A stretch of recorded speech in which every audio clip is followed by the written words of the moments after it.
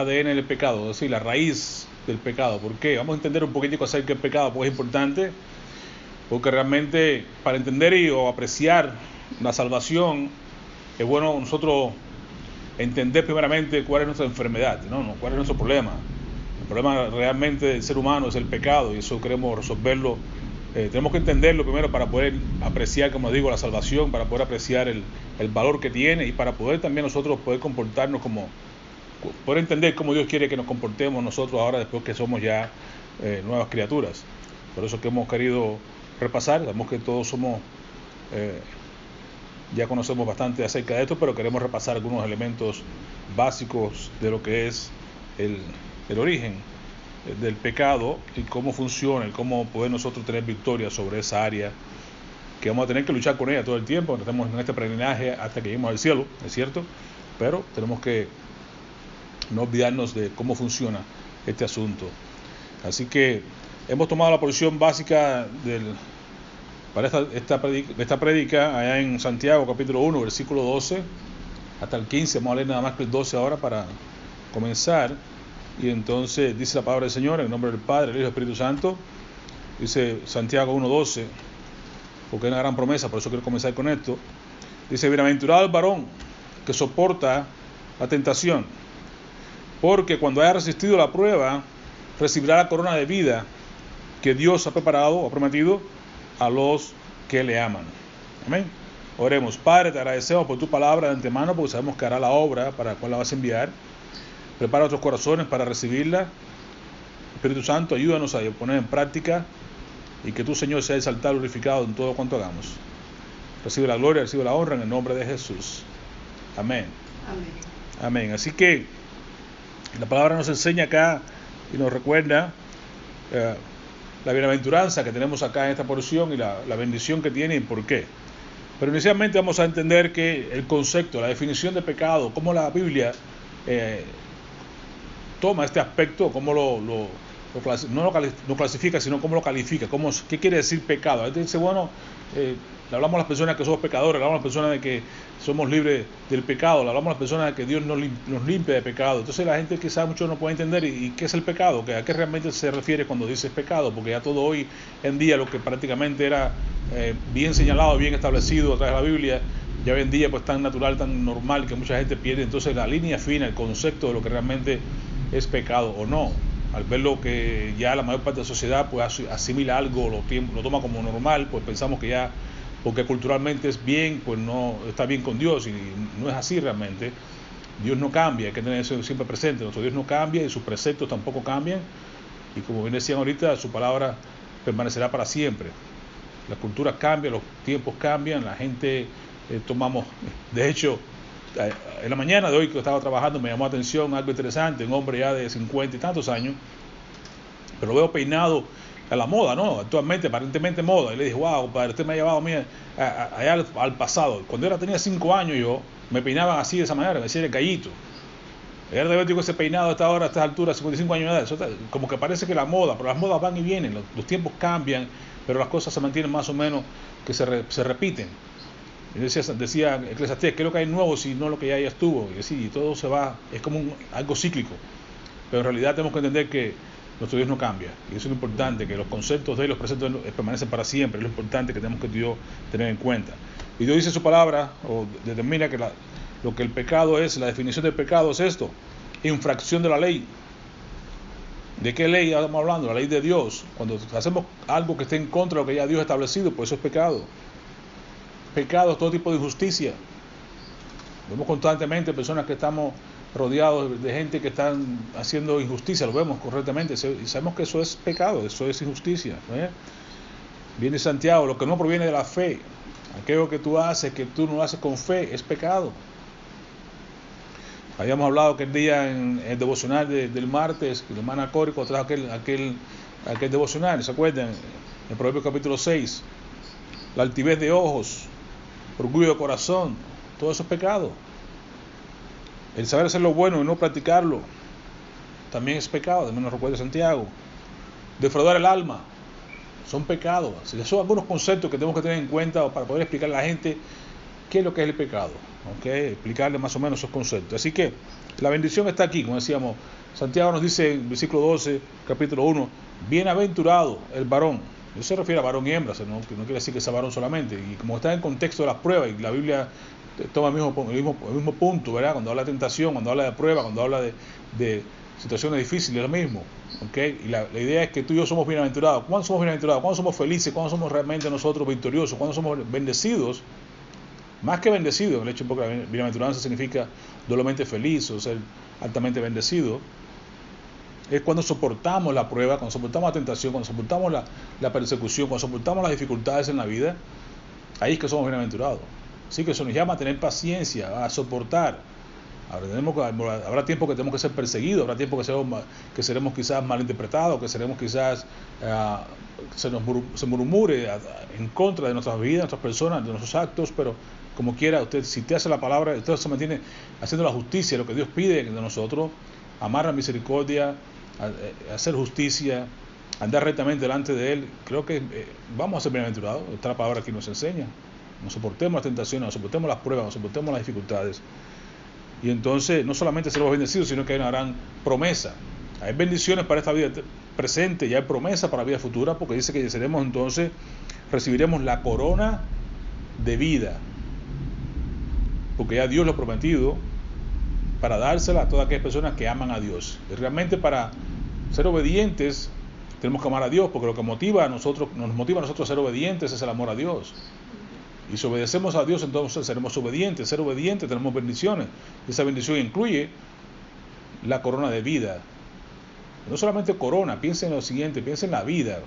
Piense en el momento en que usted se ha sentido fuera un poquito de la voluntad de Dios, si usted ha pecado de alguna manera, ya sea brutalmente, o sea, algo sencillo, algo, como quiera que sea. Si usted realmente es un hijo de Dios, se va a sentir entristecido, se va a sentir mal, va a sentir que no tiene esa vida, no tiene ese momento de gozo, de una vida vibrante que debemos tener todo el tiempo los creyentes.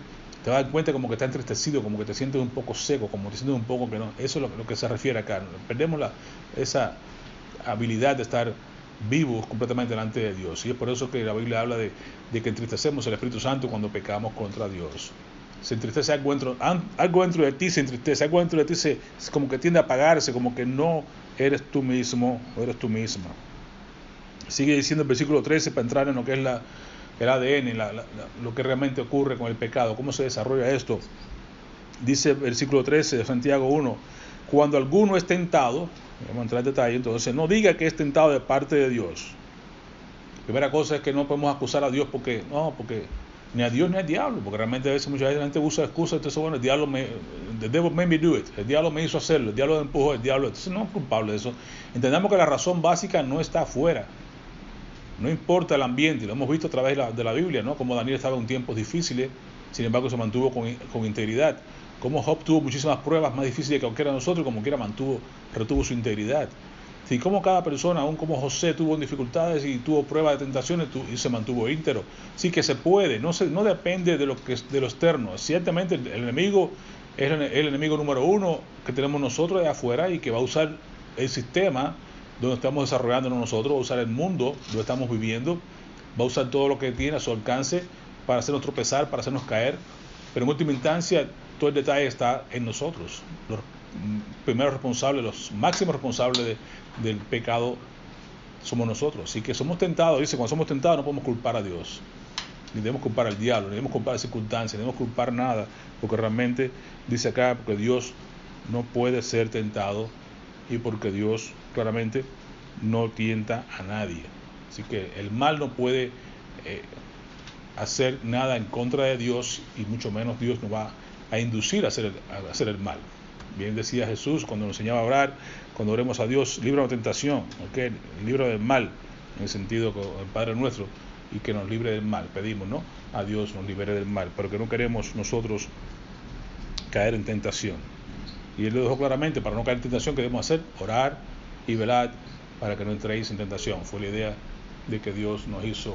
Así que cada uno cuando es tentado, en 14:15 de Santiago, sino que cada uno es tentado, este es DNA, cuando en su propia concupiscencia es atraído y seducido Entonces la concupiscencia, después que ha concebido, da a luz el pecado.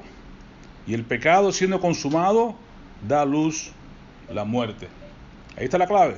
Aquí está la esencia del pecado. Ya no es, como decíamos, no es lo externo, no es el mundo, no es el diablo, no es Dios siquiera, sino que dice claramente que cada uno es tentado. Así que esa es la idea. Cada quien es responsable por la tentación. Y no es mala, la tentación hasta ese punto no es mala. Jesús fue tentado en todo, pero sin pecado. La clave está en que ahí está el asunto. Si uno tiene las cosas por delante, ahí está, es la tentación, puede llegar, porque somos humanos, somos carnales en cierta medida, pero al mismo tiempo tenemos la capacidad de decir no. Si caemos, si cedemos a la tentación, entonces caemos en pecado. Porque aquí comienza el asunto. Somos tentados cuando de nuestra propia concupiscencia, es decir, de la parte interna, de los malos deseos que tenemos todos en la carne, ahí viene, entonces somos atraídos y seducidos. Esa es la tentación, la atracción, la seducción. Pero hasta ahí estamos bien, tenemos el chance todavía de poder retractarnos, de poder aguantarnos, de poder tomar un camino diferente, de poder hacer las cosas como Dios manda.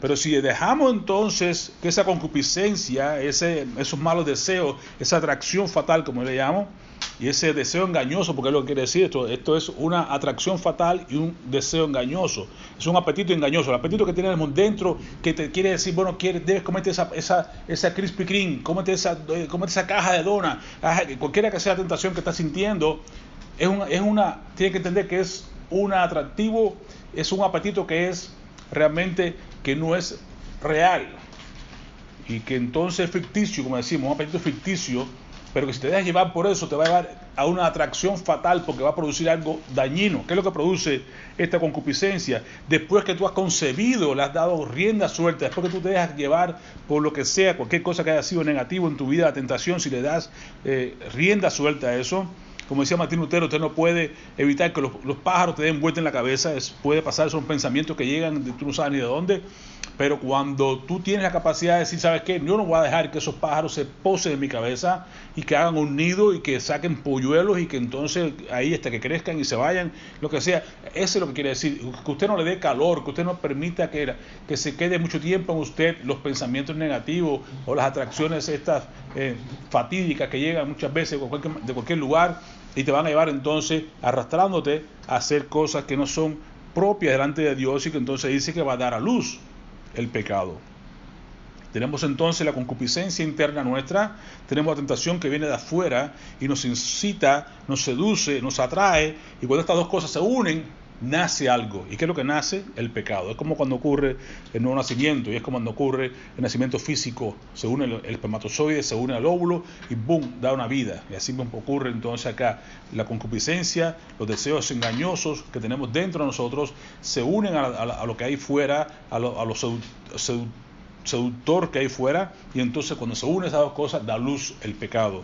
Y ahí sí que estamos en problemas, porque cuando hemos pecado, entonces ya hemos infringido la ley, ahí ya estamos haciendo injusticia, ahí ya estamos entonces ofendiendo a Dios, ahí estamos entonces entristeciendo al Espíritu Santo, ahí sí estamos en problemas. Entonces, ¿ven?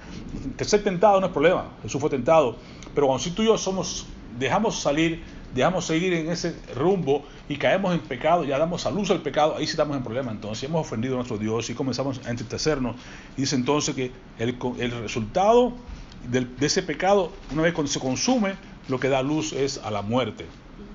Muerte espiritual inicialmente, nos sentimos, ya sabemos, fríos, alejados, secos, muchas comparaciones, muchos adjetivos que podemos usar, pero realmente a veces podemos llegar hasta a la muerte física. ¿Cuánta gente ha estado en pecado y por haber hecho algo negativo, algo brutal, pues llega el momento que puede hasta morir, ya sea por cualquier razón?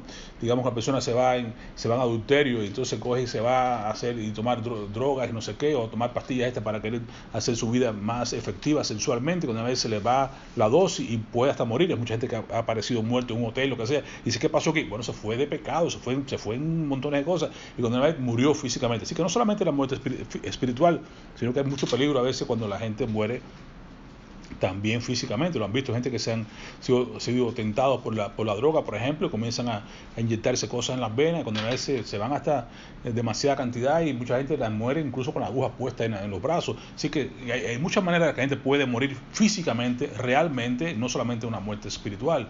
Pero realmente nosotros como creyentes sabemos que cuando hacemos algo más, tú te das cuenta, tu Espíritu Santo te va a convencer de pecado, justicia y de juicio, te vas a sentir que te va a señalar por dentro de que tú estás mal, porque te vas a sentir triste. Y eso que queremos, que no queremos tener esa muerte espiritual, queremos estar siempre rozagante, firme, vibrantes para el Señor, porque así es que Dios quiere que estemos nosotros para poder brillar. Es como que se te apague la mecha, como te apague la luz, y eso no queremos. Dios quiere realmente que estemos brillando para Él, que estemos a fuego vivo, que estemos. ¿Y cómo logramos eso? Manteniendo nuestras vidas siempre libres de todo tipo de actividad pecaminosa, ya sea como decimos, de mental, ya sea de hablar, ya sea de decir, ya sea de mirar, ya sea de pensar, de pensamiento. De hecho, tenemos muchas maneras en las cuales podemos ofender a Dios, pero queremos siempre estar lo mejor posible delante de Dios para que podamos nosotros dejar que fluya libremente el Espíritu Santo en nosotros y no impida en lo más mínimo el hecho de que podamos nosotros servir a Dios como Dios quiere que sirvamos, como verdaderos ejemplos que Dios quiere que nos ha puesto en este mundo para poder nosotros hacer la obra del Señor. Hay que entender entonces que este asunto de la pecaminosidad es clara porque nosotros tenemos lo que es la vieja naturaleza. Estamos claros de que todos tenemos esa vieja naturaleza. Primero, cuando hablamos muchas veces, yo otro día preguntaba a alguien, ¿no? ¿Por qué pecamos? Preguntaba a alguien así, un paciente me pregunta, y lo curioso del caso es que es un paciente que dice que es un ministro retirado, me pregunté, ¿por qué pecamos? Entonces decía, por 3 razones básicas. Uno peca muchas veces, primero porque, recuerde, ¿somos pecadores porque pecamos o pecamos porque somos pecadores? Le pregunté a él, ¿no? ¿Cuál es la idea? Entonces, ¿qué viene primero? La intención es que usted entienda que nosotros pecamos porque somos pecadores. Todos somos pecadores, por eso es que pecamos. Primero. Segundo, somos pecadores por naturaleza, porque lo traemos por Adán y Eva. Y somos pecadores también por elección, es el problema que tenemos. Y somos pecadores, peor todavía, por práctica. Así que hay varios niveles de la acción pecaminosa, lo que quería que entendamos, que nosotros tenemos la vieja naturaleza, sí, la tenemos ahí, pero eso no nos obliga a nosotros a tener que pecar libremente porque tenemos la naturaleza. El hecho de que yo tenga en mi vida, en mi persona, la capacidad de pecar, no me obliga a mí a pecar, no estoy obligado a pecar. Tengo entonces algo nuevo ahora que nosotros tenemos que entender y aprender a apreciarlo. Ahora, la vieja naturaleza es que cada persona nace con una tendencia hacia la maldad. Y muchas veces cuando Esperanza pone a ver ahí esos programas de Forensic File y qué sé yo, y de criminología y esas cosas, y la gente hace cosas, barbaridad y media, uno dice, wow, ¿cómo es posible que esta persona hizo tal cosa? Y mira y le digo, mira, aún así, la gente hace cosas malas, es cierto, matan, violan, cuantas cosas feas que hacen por ahí. Sin embargo, yo digo, la gente aún no son tan mala como podría llegar a ser si no fuera por la gracia de Dios. Aún así yo veo la gracia de Dios, como le digo, porque realmente cualquier persona dejada por sí misma va directico a hacer cosas malas, va directico inclinado a hacer lo malo, porque traemos esa tendencia, traemos esa semilla pecaminosa a hacer lo malo. Los niños nacen y usted sabe que si usted no los va guiando, usted no los va disciplinando, usted no los va enseñando, empiezan a mentir, empiezan a robar, empiezan a jugar cabeza, de todo, porque no hay que enseñarle, eso está ahí. Está en nosotros la vieja naturaleza, está la forma, la tendencia a hacer lo malo constantemente, ¿ok? Entonces las personas que no son salvas, el principio de pecado, o la naturaleza vieja, pecaminosa que se habla, es el que domina inevitablemente. No hay forma posible. La gente está dominada, están bajo la acción, bajo el poderío de esa mente pecaminosa. Pero el Señor Jesús dice que el que no es salvo, ¿ok? ¿Cómo lo llama Jesús? Dice, esclavo es del pecado. Lo habla en Juan 8:34-36. Al igual que Pablo también nos habla más adelante en Romanos, ¿verdad? Nos dice lo siguiente, ¿verdad? Así que Jesús dijo, mira, Jesús le respondió, de cierto digo que todo aquel que hace pecado, así que practica el pecado, el que es, ¿verdad? Esclavo es del pecado. Tú puedes pecar como cualquier persona, pero no tienes que llegar ni a ser practicante porque te convierte en un esclavo del pecado. Y el esclavo, dice claramente que hay promesa, no queda en la casa para siempre. El hijo sí queda. Ah, qué bueno. ¿Quién quiere ser esclavo o quiere ser hijo? El esclavo no queda para siempre, pero el hijo sí queda para siempre. Así que, recuerden esto, qué condición tan bella. Si el hijo os libertare, aleluya, seréis verdaderamente libres. Si no solamente ser libre, sino verdaderamente libre. El que de verdad es libre, aquella persona que ha nacido de nuevo, aquella persona que Cristo le ha libertado, aquella persona que ya no es esclavo, sino que ahora es un hijo de Dios. Esa es la bendición que Dios tenemos porque somos creyentes, lo estamos acá en la iglesia, ahorita somos todos creyentes, pero es importante que conozcamos y entendamos, porque eso nos olvida cómo es la vida de las personas que están sin Cristo. Como tú y yo estábamos sin Cristo hace mucho tiempo atrás, 20 años, y ahorita Félix, muchos años tenemos fuera de ese mundo pecaminoso, por tanto, a veces nos olvida cómo la gente piensa, y cuando vemos a la gente nos horrorizamos, wow, ¿cómo hizo tal cosa? Es que son pecadores, son personas que están dominadas por el pecado, por la vieja naturaleza, no tienen la visión que tú y yo tenemos, no tienen la bendición de ser que tenemos tú y yo, que de haber sido hechos hijos de Dios, no tienen esa bendición todavía. Hay que entender a esas personas que están dominadas bajo la vieja naturaleza, que tú y yo también estábamos, y que tenemos que tener cuidado porque todavía está ahí, no se ha quitado. Cristo vino, nos hizo libres, nos liberó del pecado, pero no nos ha quitado la vieja naturaleza, nos ha dejado para que sigamos luchando, para que sigamos en esta tierra bregando con esto, para que hasta que lleguemos a la vida eterna, esa ciudad celestial que estamos queriendo llegar. Dice Pablo en Romanos 6:14, porque el pecado no se enseñoreará. ¿Ves la palabra? No se enseñoreará, es decir, que no dominará, no es el jefe, no es el dueño es Cristo. Amén. Porque ustedes, hermanos, no estáis ya bajo la ley, sino estáis bajo la gracia. Entonces recordar que como creyentes que somos en Cristo, tenemos la capacidad de decir, ¿sabes qué, hermano? Ya no soy esclavo, Dios me liberó, Dios me salvó, yo tengo un nuevo dueño, estoy bajo una nueva administración, que es Cristo. Yo no estoy bajo la ley, ya no tengo que estar obedeciendo todos esos reglamentos que había antiguamente, sino que yo ahora vivo esclavo por amor, vivo ahora por amor a Dios, y no porque, como decimos siempre ustedes y repiten, si estamos acá no porque tenemos, sino porque queremos estar aquí en la iglesia. Entonces podemos decir claramente, yo estoy amando a Dios porque quiero amar a Dios, no porque tengo que amar a Dios por reglamento, por regulación, por ley, sino por la gracia de Dios, porque estoy tan agradecido con Dios, porque Dios ha sido tan bueno conmigo y es tan bueno conmigo. Con Dios no hay, ¿sabes? No tengo falta de ningún bien cuando estoy con Dios, por tanto yo quiero servir a Dios, yo quiero amarle, quiero estar con Él para siempre. Esos esclavos que antiguamente tenía la ley que decía, bueno, usted puede estar de esclavo por 6 años, el 7º año tiene que decidir si se queda o se va. Si se va, bueno, eres libre y ya tú se acabó el problema, pero si tú quieres quedarte con tu dueño porque ha sido un dueño bueno, tú dices, mira, yo quiero quedarme aquí, usted ha sido bueno conmigo, aquí han nacido mis hijos, aquí está mi familia, todos te queremos estar contigo. Bueno, el amo te llevaba abajo ahí un palo, te abrió un hueco en la oreja, te ponía una argolla, ahora eres esclavo, no, ahora eres libre, te quedas pero por amor, te quedas por tu propia elección, no porque estás obligado a quedarte. Y tú y yo prácticamente no fuimos horadados en la oreja, claro que no, pero aquel que nos salvó sí fue horadado. Cristo fue puesto en la cruz del Calvario, fue crucificado. Estamos en la época ahora mismo del piercing, todo el mundo se está poniendo arete en cuanto ojo puede, en cuanto no hay lugar se ponen arete. El siervo por excelencia, el siervo que por amor fue a la cruz por ti y por mí. Nosotros no tenemos que ponernos arete, no tenemos que hacer nada de eso, pero sí podemos en nuestro corazón entender que la salvación nuestra costó precio de sangre. Por eso queremos servirle, por eso queremos amarle, no es por obligación, no es por la ley, es por la gracia que lo hacemos. Más adelante, mismo capítulo 6 de Romanos, Pablo dice, versículo 16, nos pregunta una pregunta retórica. ¿No sabéis? Retórica porque él sabe la respuesta, nomás lo hace para que tú y yo pensemos y reflexionemos. ¿No sabéis que si os sometéis a alguien como esclavos para obedecerle, sois esclavos de aquel a quien obedecéis? Sea del pecado para muerte o sea de la obediencia para justicia. Buena pregunta. Someternos significa que vamos a estar bajo el yugo, bajo la opresión, bajo la dirección. Usted no sabe que si usted se va a estar siempre ahí sometiendo a la esclavitud de alguien, a la obediencia de alguien, que usted se ha convertido en un esclavo de esa persona, o de ese hecho, de ese hábito, de aquello que usted quiera hacer, se ha convertido en un esclavo. Pero si quiere obedecer y ser libre, obedece a la justicia. Pero aquel que no obedece a Cristo es esclavo, y esclavo que obedece para muerte, porque el pecado lo único que puede hacer es darnos muerte. Usted lo sabe, la paga del pecado. ¿Cómo paga el pecado? Muerte. Cuando conseguimos el pecado que dice Santiago, muerte. El resultado de lo que tenemos es muerte. Pero usted decide entonces qué quiere hacer. Nos recuerda Pablo que vimos en el capítulo 6 de Romanos, 17 y 18, el mismo capítulo que estamos viendo. Dice, pero gracias a Dios, que aunque erais, en el pasado, esclavos del pecado, habéis obedecido de corazón. Es como dice, no fue obligado, es de corazón. Es porque usted quiso obedecer ahora aquella forma de doctrina a la cual fuisteis entregados y también libertados del pecado.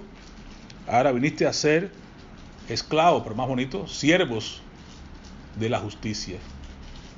Como decíamos ahorita, de los esclavos que hacían antiguamente en los tiempos de Israel. Ahora eres por amor, siervo de la justicia por amor, porque quieres, porque te place servir al dueño, que quiere ser obediente a tu dueño, que ha sido bueno contigo y que merece de ti lo mejor. Por tanto, ¿cómo es la nueva naturaleza? Si ya vimos más o menos cómo es la vieja naturaleza, para entender entonces lo que ha pasado contigo y conmigo, y no olvidarnos, como te digo, no menospreciar a aquellos que están todavía, que no están en el nivel que tú y yo tenemos de nueva naturaleza, pero sí entender cómo estaban y por qué están ahí. ¿Qué ha pasado con la nueva naturaleza? Bueno, realmente cuando las personas confían en Cristo, ¿qué va a pasar? Dos cosas importantes. Uno, son regenerados o llamados o nacidos de nuevo. Por otro lado, hemos llegado a ser llamados hijos de Dios. Entre otras cosas más. Usted sabe que hemos hablado otras veces que en el momento de la salvación ocurren por lo menos 38, 40 cosas que no podemos verlas todas, pero dos importantes son estas, que somos renacidos, somos hechos hijos de Dios. Son dos cosas importantes, somos regenerados y somos hechos hijos de Dios. ¿Cómo lo vemos? En la palabra del Señor nos recuerda, en Tito 3, primero, el nuevo nacimiento, usted lo conoce en Juan capítulo 3, y cuando habló ahí Jesús con Nicodemo, ¿qué es el nuevo nacimiento? ¿Qué es nacer de nuevo? De cierto te digo, Nicodemo, que si no naces de nuevo no vas a entrar al reino del cielo. Hay que nacer de nuevo, eso es clásico, usted lo sabe, lo conoce.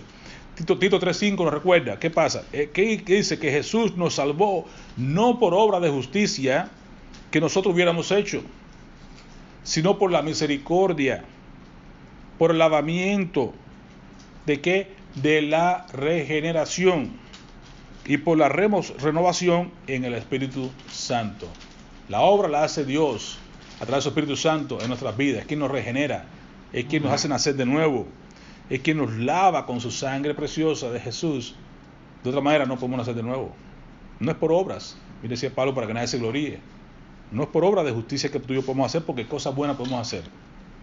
En estos días yo conversaba con alguien que es católico, y entonces comenzaba a decir acerca de, hay que hacer muchas obras buenas porque hay que llegar al cielo. Digo, sí, es cierto, hay que hacer muchas obras buenas.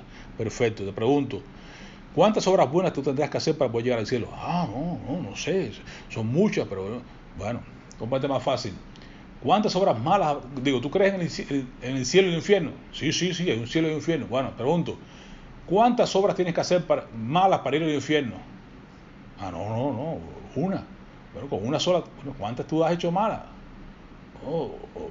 Alguna. Bueno, ya estás listo para el infierno. Estás más listo para el infierno que para el cielo. Es imposible saber qué cantidad de obras buenas puedo hacer para entrar al cielo. Es imposible. Ahí yo le digo, hay que hacer solo una, que es creer en Jesús. No hay de otra. Yo no puedo confiar en mis obras de justicia porque voy a hacer siempre unas más malas que las buenas. Entonces estoy más destinado al infierno que al cielo. Jamás habrá chance para mí de entrar al cielo si depende de mí, de mis obras. Hay una sola obra que hacer, que decía Jesús. La obra que usted tiene que hacer es esta: creer que Él es el Hijo de Dios. Amén. Creer que Jesús vino a tomar y hacer la obra perfecta que tú y yo no podemos hacer. Él la hizo, yo creo en Él, confío en Él, y eso me hace a mí ser santo, justificado, lavado, regenerado, todo lo que necesito tener para poder entrar al cielo. Pero por obras malas, ¿sabes, hermano? Por obras buenas, ninguno se salva. Así que bien dice Pablo claramente, no es por las obras de justicia que podemos hacer, no es por nada bueno que pueda hacer, porque en mí, bien claramente dice en Romanos 17, 18, porque yo sé que en mí, esto es en mi carne, no obres bien, no mores bien, no vives bien, lo que hay aquí es puro pecado. Así que no hay forma posible que tú y yo podamos ser justificados por las obras de la carne, por las obras de la ley, por las obras, nada, no es posible. Dice Santiago 1:18, Él, Dios, de su voluntad, nos hizo nacer por la palabra de verdad. La palabra de Dios es la que llega a tu vida, es la que nos hace entonces entender que somos pecadores, que necesitamos un Salvador. El Espíritu Santo nos regenera, nos habla, nos transforma de adentro hacia afuera. Cuando esta unión ocurre entre el Espíritu Santo y la palabra de Dios en nuestros corazones, ¡boom!, nacemos de nuevo. Es así de misterioso, como decía Jesús, desde arriba.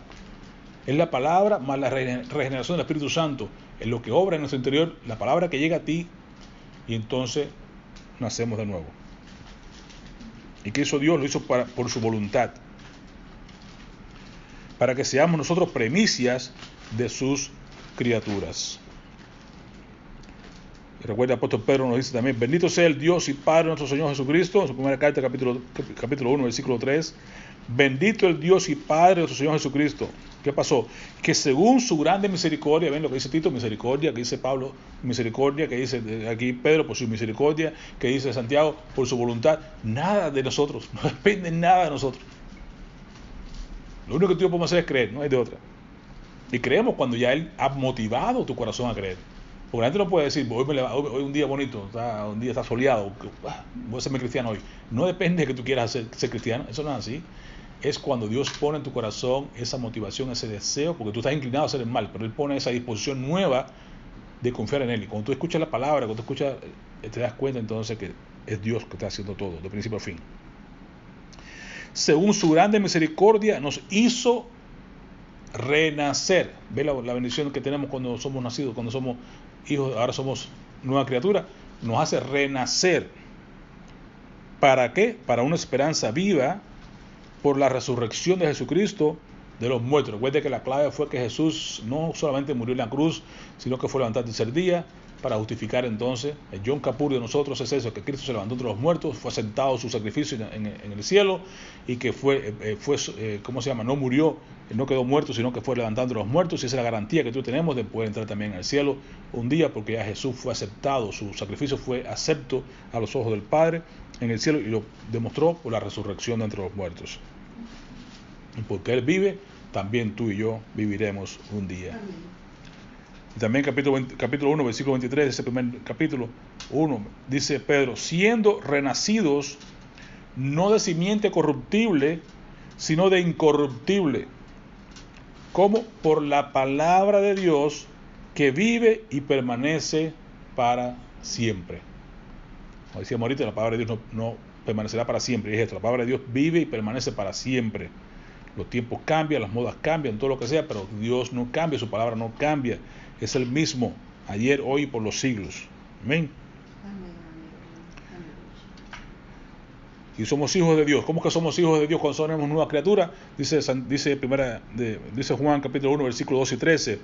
Mas a todos los que le recibieron, a los que creen en su nombre, les dio potestad, el derecho de ser hechos hijos de Dios. Y aquí nos explica cómo son hijos de Dios. Los cuales no son engendrados de sangre, ni de voluntad de varón, ni de carne, sino de Dios. Porque es Dios quien hace producir en nosotros esa regeneración, ese nuevo nacimiento, esa nueva disposición a las cosas del cielo. Dios es quien produce esa regeneración. Entonces podemos llegar a creer, y cuando creemos, somos hechos ahora hijos de Dios. El mismo Juan nos dice en su primera carta, capítulo 1, 5, versículo 1 y 4. Todo aquel que cree que Jesucristo, más bien, todo aquel que cree que Jesús es el Cristo, es nacido de Dios. Entonces, ¿cómo somos nacidos de Dios? Por la regeneración, por la palabra de Dios, por la obra del Espíritu Santo, y entonces porque creemos que Jesús es el Cristo. Ese es nacido de Dios. Y todo aquel que ama al que lo engendró, el que ama a Cristo, el que ama a Dios, ama también al que ha sido engendrado por Él. Estoy hablando aquí del amor a los hermanos. Si tú amas a Dios, tienes que amar también a tu hermano, porque tú tienes que amar también a los que Dios ha engendrado, porque tanto derecho tienes tú de ser engendrado, de ser renacido como tu hermano en Cristo. Por tanto debemos amarnos unos a otros, porque así lo pide el Señor. Y su primera carta se sabe que es puramente hablando de amor. Dios es amor, y tenemos que amar al hermano, y Dios mostró su amor por nosotros, y todo lo que usted sabe acerca del amor de Dios, porque lo conocemos a través de Juan, el discípulo amado. Porque todo el que es nacido de Dios, en versículo 4, vence al mundo, y esta es la victoria que ha vencido al mundo, nuestra fe.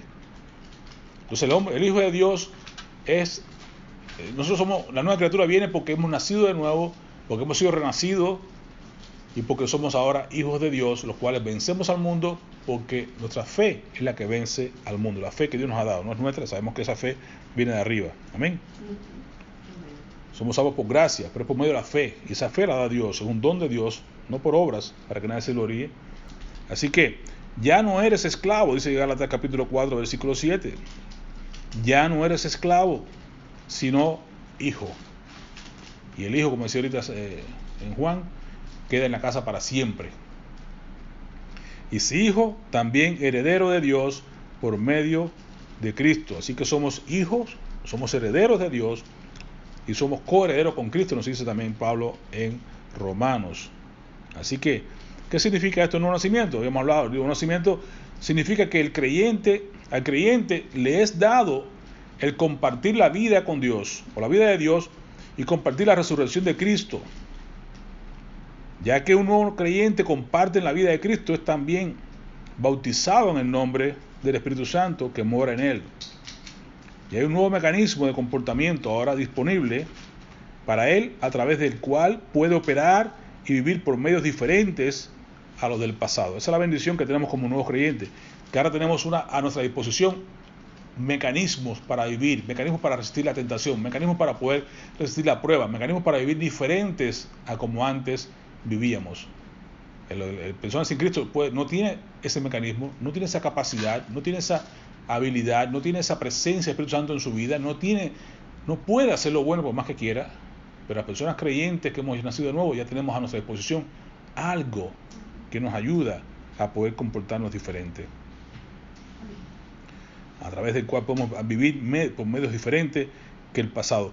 Y la idea está en que él puede rendirse a sí mismo activamente a Dios y depender del Espíritu Santo que mora en él para tener esa habilidad suficiente para vivir la vida de Cristo. Pero muchas veces todo es una elección, como digo. Aún siendo creyente, usted y yo tenemos las dos naturalezas, la nueva y la vieja, pero es nuestra opción decidir vivir en la carne o vivir en el Espíritu. Por eso Pablo habla en Gálatas acerca de esa lucha que tenemos que suplir para el Espíritu, pero no proveer para las cosas de la carne. ¿Por qué? Porque si usted alimenta la carne, se va a subir y esa carne va a querer dominar y lo va a llevar por caminos perversos y lo va a llevar a la muerte, como bien claramente dice que es el resultado de vivir en la carne. Pero usted tiene que la elección diaria, porque usted cuenta también con la parte espiritual que debe ofrecerle debe alimentar esa parte espiritual y guiarse, depender del Espíritu Santo para poder vivir correctamente bajo esa dirección y poder saber que el resultado es diferente. Pablo dice en Romanos 8:6 que el ocuparse de la carne es muerte, pero ocuparse del Espíritu es vida y paz. Usted decide qué quiere en su vida, muerte o quiere vida y paz. Así que usted ve la comparación de qué es ocuparse de la carne. En Gálatas capítulo 5, 19-23, usted lo puede leer, qué son las obras de la carne. Y después luego ve lo que es el espíritu, lo que es el fruto del Espíritu en versículo 22-23. Amor, gozo, paz, paciencia, benignidad, bondad, fe, mansedumbre, templanza. Usted decide qué quiere en su vida.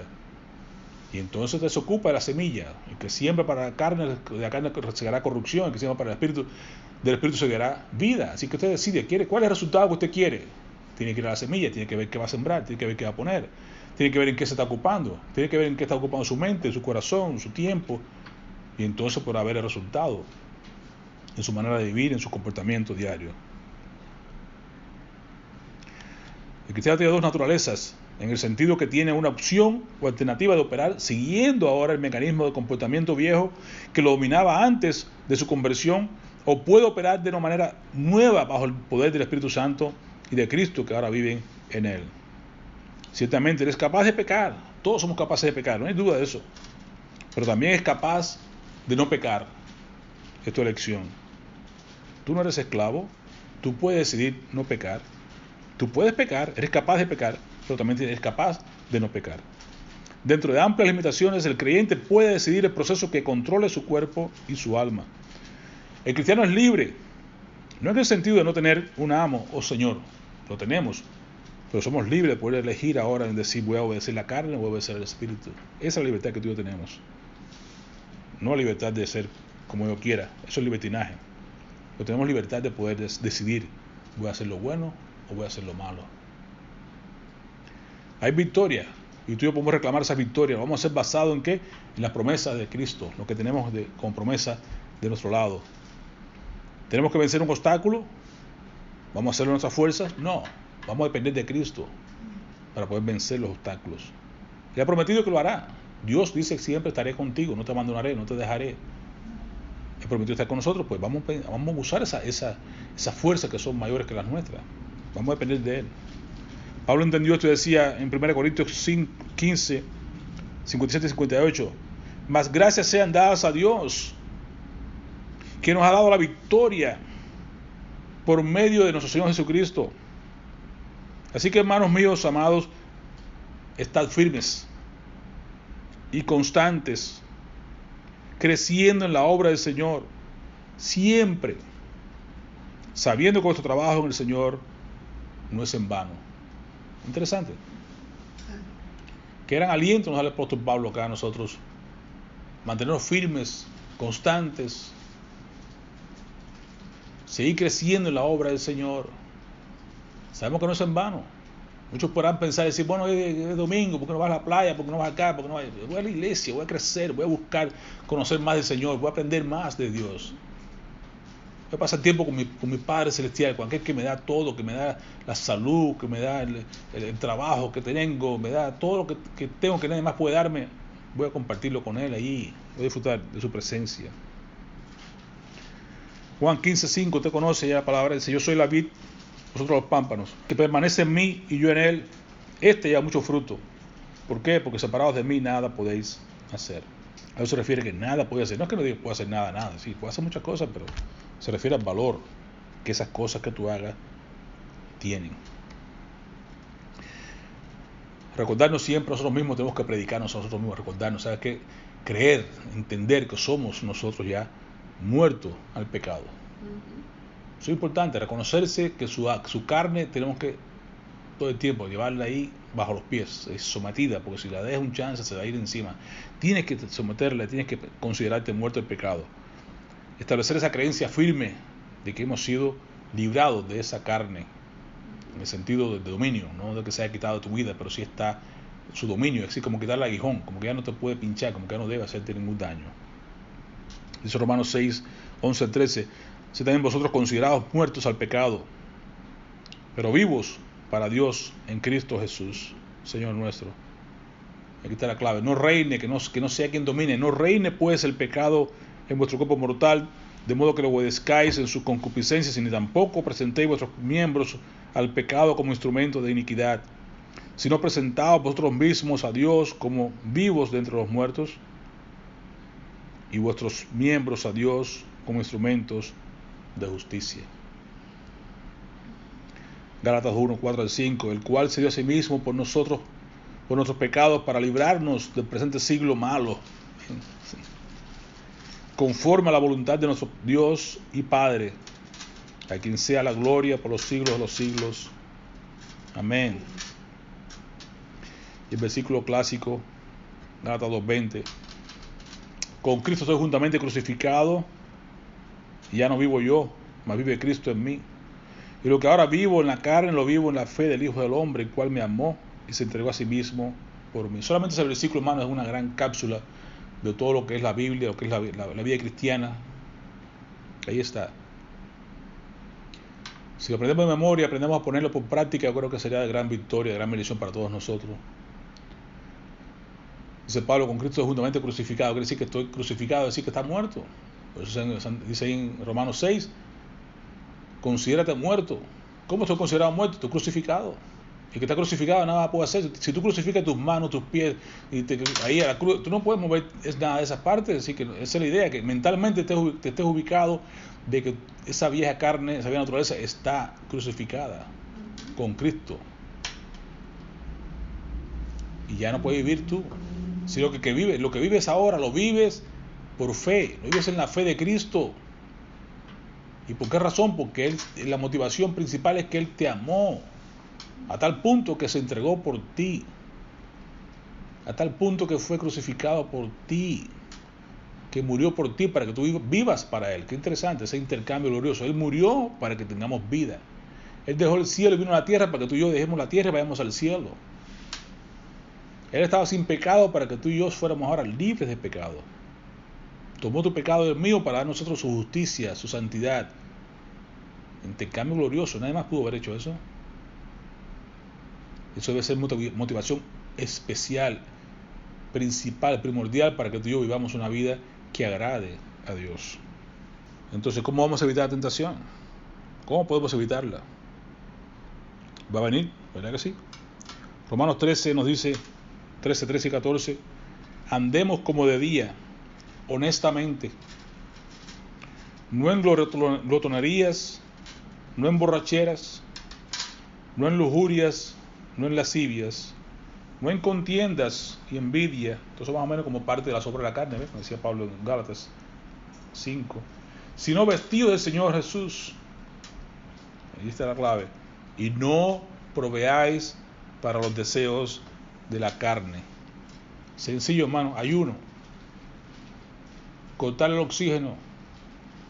Los deseos de la carne van a estar ahí, pero cada vez que asomen la cabeza, córtele el oxígeno. Apáguelos. No los alimente. Para que podamos ser victoriosos. ¿Sabe el Señor librarnos? Claro que sí, sabe librarnos. Segunda de Pedro, capítulo 2, versículo 9, dice, ¿sabe el Señor librar? Si algo sabe el Señor de esto, bueno, sabe el Señor librar de tentación a los piadosos. Pero ¿a quién salva? ¿A quién? ¿Se dan cuenta? El Señor salva, pero ¿a quién salva el Señor de esa manera? ¿A quién libra el Señor? A los piadosos. No los que están jugando cabeza, no los que están practicando pecado constantemente y buscando la oportunidad para pecar. Es al piadoso, al que el Señor salva, libra de tentación. Y reserva a los injustos para ser castigados en el día del juicio. El Señor es bueno. Amén. Dice Hebreos 4, 15 y 16, recordar la gran bendición de nuestro Señor, porque no tenemos un sumo sacerdote que no pueda compadecerse de nuestras debilidades, sino uno que fue tentado. ¿Ven la palabra? Fue tentado en todo según nuestra semejanza.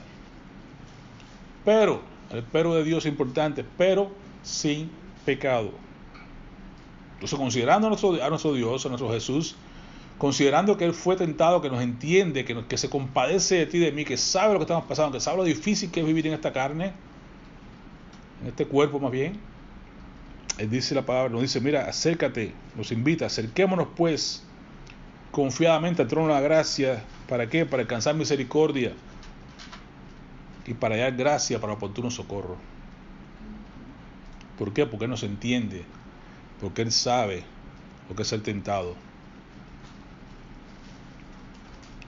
Me pregunta, ¿existe alguna tentación para la cual Dios no haya provisto una vía de escape? ¿Entiendes eso? Ahí se dice, bueno, es que imagínense, hermano, yo no pude resistir la tentación. ¿Habrá habido una posición cualquiera en la cual Dios no haya provisto una vía de escape? ¿O será que estaba abierta la puerta de par en par y usted no quiso entrar por ella? Es la opción siempre de uno, ¿ves? La decisión la tomamos nosotros. Pecar o no pecar está en la decisión de nosotros. No es del mundo, no es del diablo, no es de Dios, no es de circunstancias. Somos responsables 100% en tomar la salida que Dios nos ofrece. Primero, orar, velar para no caer en tentación. Y si caemos por alguna razón, es ver la salida que Dios nos ofrece para tomarla cuanto antes, como tomó José, huyó, corrió, dejó su ropa. Sean capaces de buscar, de estar mirando cuál es la salida que Dios nos da para buscarla, usarla correctamente y rápidamente. Recuerda 1 Corintios 10:13, el 12 nos recuerda siempre claramente, mira aquel que se crea firme que no caiga, ¿verdad? Recuerda, nos dice claramente para estar, que esto es para todo el mundo, no es cuestión de que no, yo soy invencible, no. El que se crea firme, mire que no caiga. Ahora nos explica aquí cómo trabaja Dios. Dice, no nos ha sobrevenido ninguna tentación que no sea humana. Así que todos los hombres somos capaces de ser tentados de diferentes formas, entonces, lo que sea. La idea es que, pero fiel, todos somos tentados, pero fiel es Dios. ¿Para qué? Para no dejarnos tentar más de lo que podamos resistir. Y dice más, sino que dará también juntamente con la tentación la salida para que podáis soportar. Así que hay dos cosas importantes que Dios nos da. Uno, no nos vas a ser tentado más de lo que tú puedas. Que no pude más. No te vas a dejar sentir más de lo que tú puedes soportar. Primero, Dios está ahí para darte la fuerza, para darte la sabiduría, para darte todo. Y encima de eso te va a dar una salida para que tú puedas entonces buscar, acercarte a Dios y no someterte al viejo amo, lo que quiere hacerte daño. Por tanto, ¿dónde provienen esas fuerzas para tú poder tener victoria? ¿Dónde vamos a buscar esa fuerza? Del Señor. Que decía Pablo en 4:13 de Filipenses, todo lo puedo en Cristo que me fortalece. Entonces, tú crucificado con Cristo, estoy viviendo pegado a Cristo, la fuerza está disponible, está ahí. Es de nosotros tomarla. Amén. Versículo 19, mismo capítulo 4 de Filipenses.